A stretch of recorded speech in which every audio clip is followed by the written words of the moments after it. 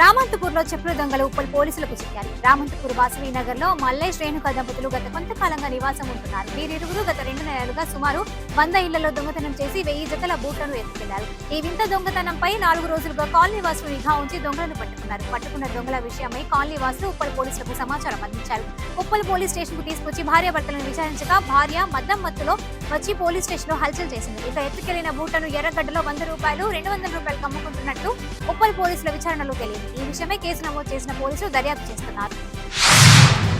ఆదాయానికి మించిన అక్రమాస్తుల కేసులో ఏసీబీకి పట్టుబడిన నికేష్ కుమార్ సంతకం ఖరీదు ₹1,00,000 అని ఏసీబీ అధికారులు చెబుతున్నారు. అతను రోజు కనీసం ₹2,00,000 లంచంగా ఇంటికి తీసుకెళ్లాలని టార్గెట్ గా పెట్టుకున్నట్టు తెలిసింది. పారుదల శాఖ ఏఈగా అక్రమాలకు పాల్పడిన నికేష్ కుమార్ ను విచారించేందుకు గురువారం 4 రోజుల కస్టడీకి తీసుకున్న ఏసీబీ అధికారులు చంచల్గూడ జైలు నుంచి నాంపల్లి ఏసీబీ కార్యాలయానికి తరలించారు. మొదటి రోజు విచారణలో ఏసీబీ అధికారుల ప్రశ్నలకు నికేష్ పొడిగానే సమాధానం చెప్పినట్టు తెలుస్తోంది. ఇప్పటికే నికేష్ స్నేహితుల బ్యాంక్ లాకర్ల నుంచి బంగారం, కీలక పత్రాలు స్వాధీనం చేసుకోగా గురువారం నికేష్ సమక్షంలోనూ పలువురు బినామీల బ్యాంకు లాకర్లు తెరిచినట్లు సమాచారం.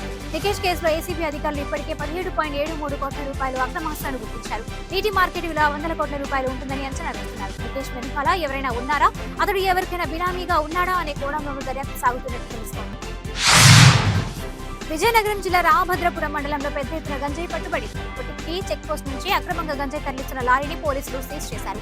అందులోని 800 కిలోల గంజాయిని స్వాధీనం చేసుకున్నారు. లారీలో గంజాయి ఉందని అనుమానంతో ఒరిస్సా నుంచి ట్రాక్ చేసి లారీని పుట్టెక్కి చెక్ పోస్ట్ వద్ద పట్టుకున్నారు పోలీసులు. లారీ డ్రైవర్, క్లీనర్ తో పాటు మరొక వ్యక్తిని కూడా అదుపులోకి తీసుకున్నామన్నారు.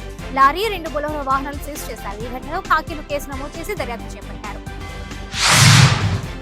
వ్యక్తి తన కారులో పెట్రోల్ బంకు వచ్చాడు. సిబ్బంది కారు వెనుక ట్యాంక్ క్యాప్ తీసి పెట్రోల్ కొడుతున్నాడు. ఇంతలో కార్ డ్రైవింగ్ సీట్ లో ఉన్న వ్యక్తి కిందకు దిగి అక్కడే ఉన్న QR కోడ్ ను స్కాన్ చేశాడు. ఇంతవరకు అంతా బాగానే ఉంది, కానీ ఇక్కడే ఆ వ్యక్తి ఎంతో తెలివిగా వ్యవహరించాడు.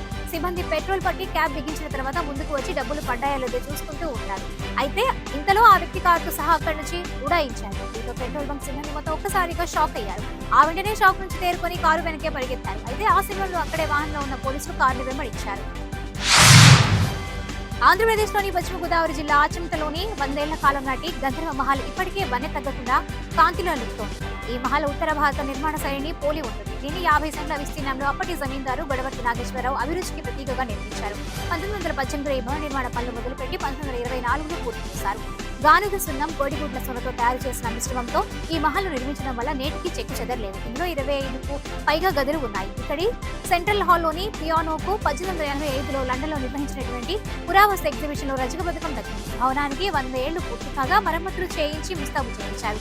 తాతయ్య జ్ఞాపకాల గుర్తుగా పురాతన సంపదను కాపాడతామని గొడవర్తి నాగేశ్వరరావు మనవడు శ్రీరాములు చెబుతున్నారు.